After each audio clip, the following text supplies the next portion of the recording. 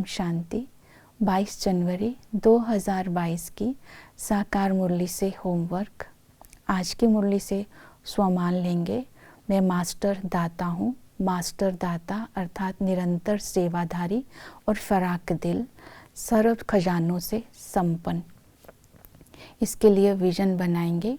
कर्म क्षेत्र में कर्म करते हुए संगम युग की प्राप्तियों की स्मृति में रहेंगे और साथियों को उन खजानों का अनुभव कराएंगे, खुशी का अनुभव कराएंगे और मनसा शक्ति द्वारा अन्य आत्माओं को शुभ भावना, शुभकामना देते हुए सच्ची शांति का अनुभव कराएंगे। आज की मुरली से विशेषता लेंगे।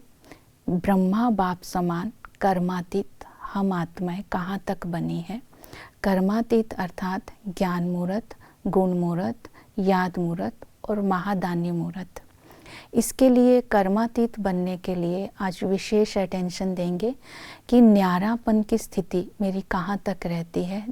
देह के संबंध, देह के पदार्थ और संस्कारों से न्यारा होने का पुरुषार्थ करना है।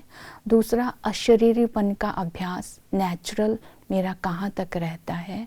तीसरा, कर्मातीत जो होगा वो कर्म भोग को भी कर्म योग से चुक्त कर देगा और कर्म करते समय किसी भी प्रकार के बंधन में नहीं बंधेगा।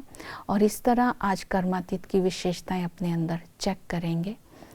आज की मुरली से हम धारणा का पॉइंट लेंगे। बाबा ने कहा कि पुरुषार्थ कर ऊंच पद पाना है और दूसरों को आप समान बनाना है।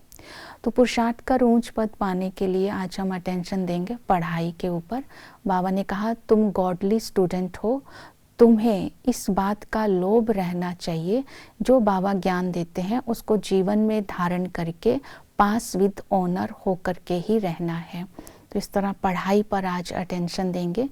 ज्ञान के जो पॉइंट्स बाबा ने आत्मा का, परमात्मा का, धर्म का, रीबर्थ का, ड्रामा का दिया, उसको स्मृति में रख करके उसका स्वरूप बन करके ज्ञान देना है। दूसरा, बाबा ने अटेंशन दिलवाया कर्मों के ऊपर।